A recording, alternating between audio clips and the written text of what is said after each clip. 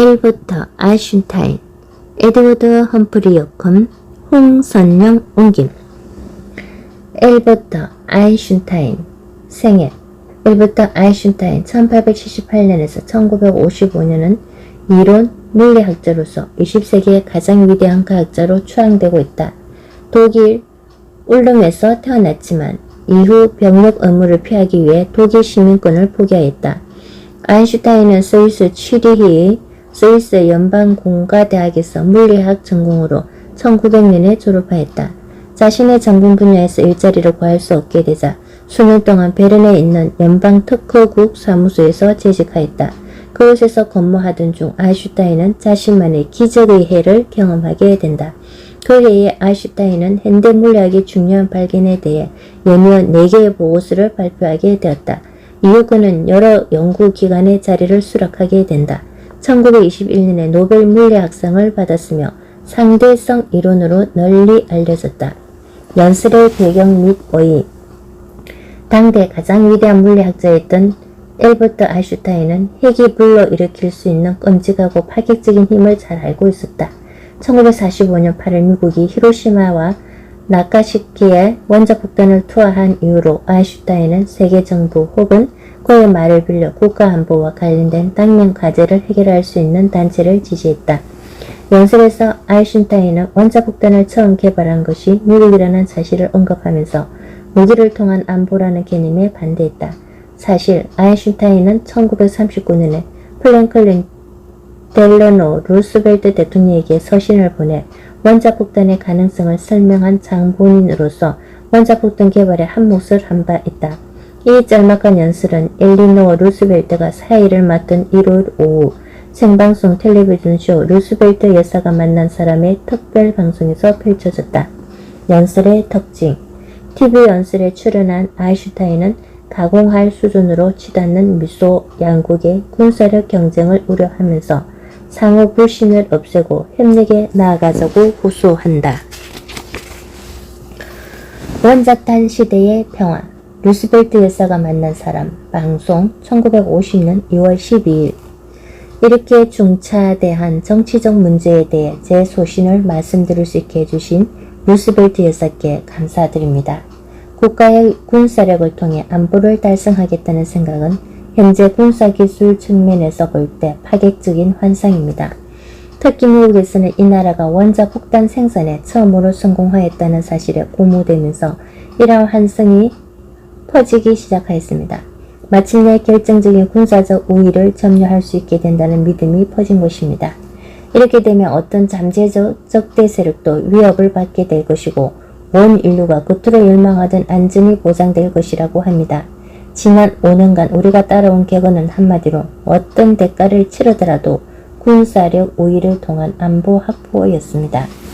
처음에는 전쟁 방지책으로서 시작된 미국과 소련 간의 군비 경쟁은 이제 날카로운 신경전이 되어가고 있습니다. 양편 모두 과열된 흥분 속에 제각기 안보라는 비밀의 벽 뒤에 숨어서 대량 살상 무기를 완성하였습니다. 수소포탄은 달성 가능한 목표로서 공공의 영역으로까지 그 모습을 드러냈습니다. 이것이 성공한다면 기술적으로 가능한 범위 내에서 방사능 오염이 일어날 것이고 그리하여 대기 중의 모든 생명체가 전멸할 것입니다. 이처럼 무기 수준이 섬뜩할 정도로 발전한 것은 강제적인 추세 때문입니다. 매 단계는 앞선 단계에 피할 수 없는 결과로서 드러납니다. 그러다 결국 전반적인 파멸이 점점 더 뚜렷이 눈앞에 다가오는 것입니다. 인간 자신이 만들어낸 이 난국을 빠져나갈 방법이 없을까요? 우리 모두 특히 미국과 소련의 행위에 책임이 있는 사람은 이 사실을 알아야 합니다. 외부의 적은 물리칠 수 있어도 전쟁으로 조성된 사고방식은 뜯어낼 수 없습니다. 앞으로 일어날 수 있는 충돌을 하나하나 그려보면서 행동을 취하는 한 평화는 달성할 수 없습니다.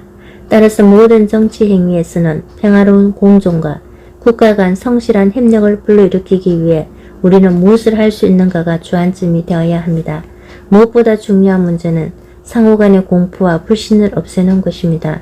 대량 살상 무기는 물론이고 폭력을 엄정히 포기하는 것이 절대적으로 필요합니다. 하지만 이러한 포기 선언은 동시에 각 국가의 안보와 관련된 당면 과제를 해결할 권력이 권한이 있는 초국가적인 사법, 행정제도가 설립될 때에만 효력을 발휘할 수 있습니다. 더불어 이러한 제한된 세계 정부 실현에 전심으로 협력하겠다는 각 국가의 선언만으로도 급박한 전쟁의 위험은 상당히 줄어들 것입니다. 마지막으로 인간의 온갖 평화 협정의 근간이 되는 것은 첫째가 상호 신뢰이며 둘째가 부군과 경찰 등의 제도입니다. 이는 개인뿐만 아니라 국가에도 적용되는 사실입니다. 더불어 충실한 상호 교류는 신뢰의 기반이 됩니다. 그렇다면 국제적 통제는 어떨까요? 국제적 통제는 치안 수단으로서는 유용할지 몰라도 주된 요인은 될 수 없습니다. 그 중요성을 어떤 상황에서든 과대평가하지 않는 것이 현명합니다. 그 대표적인 예로 검주법 시행이 떠오르면서 생각에 잠기게 됩니다. 시카고 식계회에서의 연설문 1954년 2월 20일 시카고 식계회에서 한 연설문의 일부 인권의 존재와 정당성은 허공의 별 속에 적혀있는 것이 아닙니다.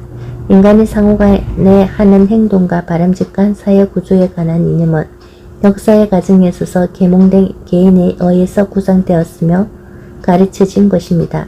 역사적 경험에서 생겼고 미와 조화를 갈구하는 데서 생긴 이 이념과 확신은 이론상으로는 사람들에 의해서 금방 받아들여졌지만 언제나 똑같은 사람들에 의해 동물적 본능의 압력 밑에서 유린당해 왔던 것입니다. 그러므로 역사의 대부분은 이 인권을 위한 투쟁, 즉 최종의 승리를 거둘 수 없는 영원한 투쟁으로 가득 차 있습니다. 그러나 이 투쟁에서 지쳐버린다는 것은 사회의 멸망을 뜻하게 됩니다. 오늘날 인권에 관해서 말할 때 우리는 주로 아래의 요구사항을 언급합니다. 다른 개인이나 정부에 의한 인위의 침범에서 개인을 보호할 것, 일할 수 있는 권리, 그 일에서 적절한 보수를 받을 권리, 토론 및 교육의 자유, 그리고 정부 형성에 있어서 개인의 적절한 참여 등입니다. 이런 인권은 오늘날 이론상으로는 인정되어 있지만 형식적이며 법적인 철학이 풍부하게 구사됨으로써 전 세대보다도 훨씬 더 유린되고 있습니다.